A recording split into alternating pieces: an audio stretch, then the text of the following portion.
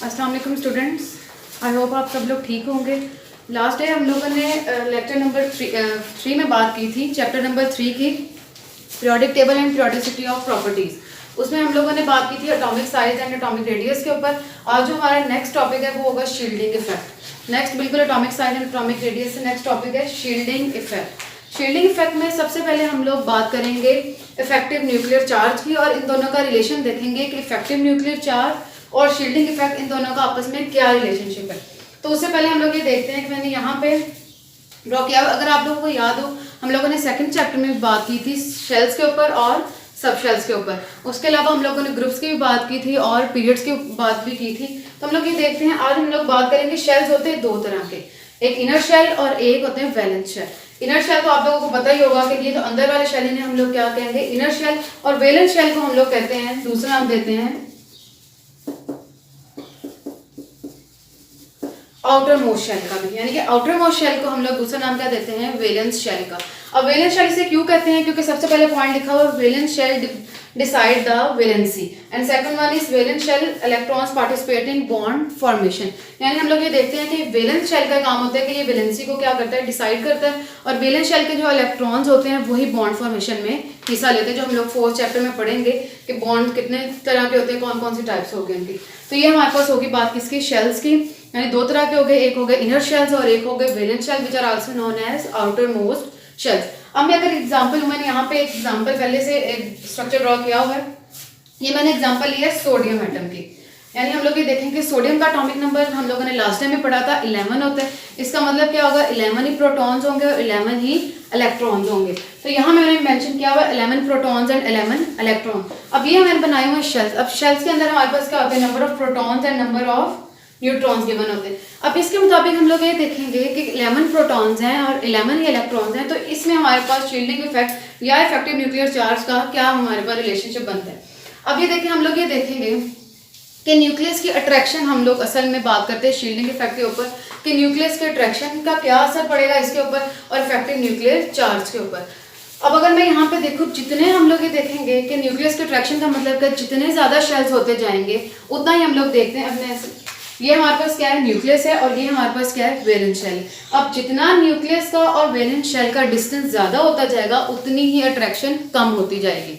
अब ये देखें, यहाँ पे मैं सपोज करें एक ये बना लेती हूँ, ये एक एटम है। अब हम लोग ये देखते हैं कि यहाँ पे उसमें कितने, जी हमारे पास शेल्स हैं 2 है और यहाँ पे हमारे पास क्या हो गया जी 3 है। तो हम लोग ये देखेंगे कि जितना डिस्टेंस ज़्यादा होता जाएगा न्यूक्लियस का और आउटर मोस्ट शेल का, उतना ही हमारे पास फोर्स ऑफ अट्रैक्शन क्या होती जाएगी, कम होती जाएगी। अब इसी केस में हम लोग ये बात करते हैं कि सोडियम का एटॉमिक नंबर अभी मैंने बताया कि 11 है और 11 ही प्रोटॉन्स होंगे और 11 ही इलेक्ट्रॉन्स होंगे।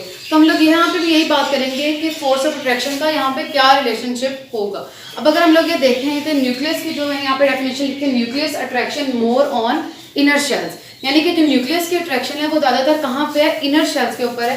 अब आप लोगों को यहाँ पे नजर आ रहा होगा कि न्यूक्लियस की अट्रैक्शन कहाँ पे ज़्यादा, इनर शेल्स के ऊपर है। जितने ज़्यादा शेल्स होते जाएंगे उतना ही आउटर मोस्ट शेल का और न्यूक्लियस का डिस्टेंस ज़्यादा होता जाएगा, उतनी ही फोर्स ऑफ अट्रैक्शन कम होती जाएगी। और जितना ही उनका डिस्टेंस कम होगा उतनी ही force of attraction outer most shell पर ज़्यादा होगी। अब इस केस में क्या होगा, इनर शेल्स पर ज़्यादा फोर्स ऑफ अट्रैक्शन होगी as compare to outer shell. और अगर मैं यहाँ पे एक और बना देती तो इसका मतलब क्या होगा, डिस्टेंस और ज़्यादा हो गया। इसका मतलब ये आउटर मोस्ट शेल का यानी वैलेंस शेल का और न्यूक्लियस का डिस्टेंस अब क्या हो गया है, ज़्यादा हो गया, जिसकी वजह से फोर्स ऑफ अट्रैक्शन कहाँ पे ज़्यादा होगी, फर्स्ट शेल पर ज़्यादा होगी, फिर सेकंड पे ज़्यादा होगी और जैसे जैसे वो दूर होते जाएंगे उतनी ही फोर्स ऑफ अट्रैक्शन कम होती जाएगी। तो इसको हम लोग क्या कहते हैं, इफेक्टिव न्यूक्लियर चार्ज, यानी कि न्यूक्लियस की attraction on inner shell. Nucleus की अट्रैक्शन इनर शेल्स पर ज़्यादा होती है और आउटर मोस्ट शेल पर जैसे जैसे कम होना शुरू हो जाती है उसे हम लोग क्या कहते हैं, इफेक्टिव न्यूक्लियर चार्ज। अब आगे हम लोग बात करेंगे कि इफेक्टिव न्यूक्लियर चार्ज और शील्डिंग इफेक्ट इन दोनों का आपस में क्या रिलेशनशिप है। तो ये दोनों एक दूसरे से रिलेटेड है। यहाँ पे मैंने डेफिनेशन मेंशन की, इनर शेल इलेक्ट्रॉन शील्ड्स और screen the nucleus force of attraction. Shield और स्क्रीन का मतलब होता है पर्दा डाल देना, यानी वो ये कह रहा है कि जो इनर शेल्स हैं वो ज़्यादा होने की वजह से, यानी कि जितना डिस्टेंस ज़्यादा होता जाएगा न्यूक्लियस का और आउटर मोस्ट शेल का, उसी का हमें ये पता चलता है कि उतनी फोर्स ऑफ अट्रैक्शन क्या होती जाएगी, कम ऑन वैलेंस इलेक्ट्रॉन्स, और इनर शेल पर क्या होती जाएगी, वो ज़्यादा होगी। तो इसका मतलब यही है कि वो ये कह रहे हैं कि जो इनर शेल्स हैं वो क्या कर देते हैं, पर्दा डाल देते हैं क्या किसका, फोर्स ऑफ अट्रैक्शन का ऑन आउटर शेल यानी कि ऑन वैलेंस शेल। तो हम लोग ये देखते हैं, इसे हम लोग क्या कहते हैं, शील्डिंग इफेक्ट कहेंगे। क्या जी दोबारा, इनर शेल इलेक्ट्रॉन शील्ड्स और screen the nucleus force of attraction. यही अभी हम लोगों ने बात की इफेक्टिव न्यूक्लियर चार्ज में कि जितने शेल ज्यादा होते जाएंगे उतना ही न्यूक्लियस का आउटर मोस्ट शेल से डिस्टेंस क्या हो जाएगा, ज्यादा, और उसी की वजह से हम लोग ये देखते हैं कि जितनी फोर्स ऑफ अट्रैक्शन होती है वो कम हो जाती है, और उसी हम लोग ये कहते हैं कि उसे हम लोग क्या कहते हैं, इफेक्टिव न्यूक्लियर चार्ज। और इफेक्टिव न्यूक्लियर चार्ज और शील्डिंग इफेक्ट क्या है, आपस में दोनों इंटर रिलेटेड है, क्योंकि हम लोग ये देखेंगे जो इनर शेल्स हैं वो क्योंकि ज्यादा हो गए हैं तो वो अपनी तरफ सारी फोर्स ऑफ अट्रैक्शन को खींचेंगे, और बाकी जो आउटर मोस्ट शेल है उनसे फोर्स ऑफ अट्रैक्शन क्या हो जाएगी, कम। तो इसे हम लोग क्या कहते हैं, शील्डिंग इफेक्ट। एक और रीजन हम लोग यहाँ पे ये देख सकते हैं कि 11 प्रोटॉन्स हैं, यानी कि अंदर हमारे पास क्या है, प्रोटॉन्स है कितने हैं, 11, और इलेक्ट्रॉन्स भी क्या होते हैं, जितने प्रोटॉन्स होंगे उतने ही इलेक्ट्रॉन्स होते हैं, जितना पॉजिटिव चार्ज होगा उतना ही नेगेटिव चार्ज। तो जितने इलेक्ट्रॉन्स होंगे वो क्या करेंगे, उसके सराउंडिंग में रिवॉल्व करेंगे।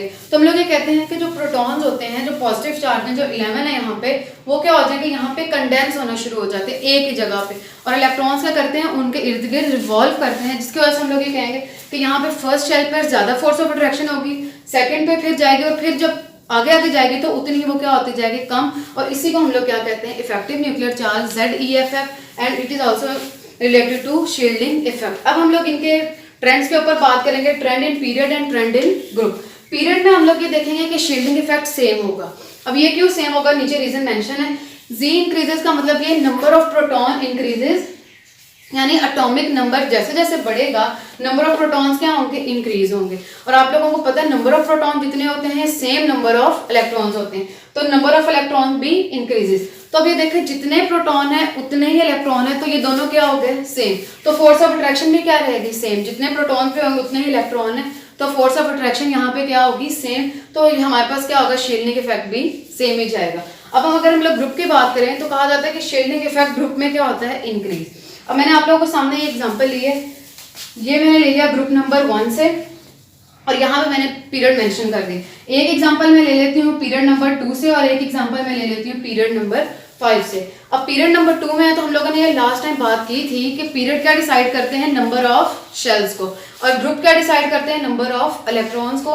तो दूसरे पीरियड से होगा तो कितने हमारे पास शेल्स बनेंगे, 2, और अगर 5वें से चौथे से होगा तो कितने बनेंगे, 4 या 5। तो इसमें देखें हमारे पास, लेकिन उनका ग्रुप क्या है, हमारे पास सेम ही है। तो इसका मतलब ये है कि नंबर ऑफ इलेक्ट्रॉन इनके वैलेंस शेल में क्या होंगे, सेम ही होंगे। तो वो मैंने यहाँ पे मेंशन कर दिया, एक एक इलेक्ट्रॉन इनके आउटर मोस्ट शेल में मौजूद। अब यहाँ से असल बात शुरू होगी, ये देखें यहाँ पे नंबर ऑफ शेल्स क्या है, 2, यहाँ पे कितना है हमारे पास, 5 है। तो इसका मतलब क्या है कि ग्रुप में नंबर ऑफ शेल्स इंक्रीज हो रहे हैं। नंबर ऑफ शेल्स के इंक्रीज होने की वजह से अट्रैक्शन क्या हो गई है, कम। किस पे, वैलेंस शेल पे, यानी कि ग्रुप नंबर इंक्रीज क्यों, ग्रुप के इंक्रीज होने की वजह क्या है, शेल ज्यादा हो रहे हैं। शेल ज्यादा होने की वजह से इनर शेल के ऊपर ज्यादा फोर्स ऑफ अट्रैक्शन पड़ रही है as compare to outer most shell and valence shell. तो इसी वजह से हम लोग ये देखेंगे कि शील्डिंग इफेक्ट यहाँ पे क्या हो जाएगा, ज्यादा होगा, क्योंकि हम लोगों ने यही बात की थी कि जितनी अट्रैक्शन कम होगी उतनी शील्डिंग इफेक्ट क्या होगी, ज्यादा होगी। आप लोगों ने चीज याद रखनी है कि जितने ग्रुप में हमारे पास जितना पीरियड ये इजाफा होता जाएगा नंबर ऑफ शेल्स का, उतनी अट्रैक्शन क्या हो जाएगी, कम, और जितनी अट्रैक्शन कम होगी उतना ही शील्डिंग इफेक्ट क्या होगा, ज्यादा। और पीरियड में क्यों सेम रहेगा, क्योंकि एटॉमिक नंबर इंक्रीज होगा। एटॉमिक नंबर के इंक्रीज होने का मतलब क्या, नंबर ऑफ प्रोटॉन्स इंक्रीज हो रहे हैं। नंबर ऑफ प्रोटॉन्स इंक्रीज हो रहे हैं तो नंबर ऑफ इलेक्ट्रॉन्स भी इंक्रीज होंगे। अब जब वो दोनों सेम हो जाएंगे तो शील्डिंग इफेक्ट क्या रहेगा, हमारे पास सेम ही रहेगा।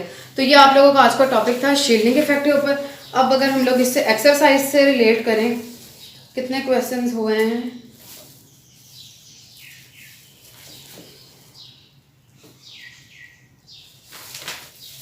तो एक्सरसाइज का क्वेश्चन नंबर 4 बनेगा आप लोगों का, शॉर्ट क्वेश्चन का। ठीक है, क्वेश्चन नंबर 4 आप लोगों का हो गया शॉर्ट क्वेश्चन का, यानी अब तक हम लोगों ने तकरीबन सिर्फ आयनाइजेशन एनर्जी वाला क्वेश्चन रह गया। 8 क्वेश्चन आप लोगों के शॉर्ट क्वेश्चन इस टाइम तक कंप्लीट है। आप लोगों ने शील्डिंग इफेक्ट को अच्छे से देखना है। नेक्स्ट टॉपिक हम लोग इंशाल्लाह आयनाइजेशन एनर्जी का पढ़ेंगे। अल्लाह हाफिज़।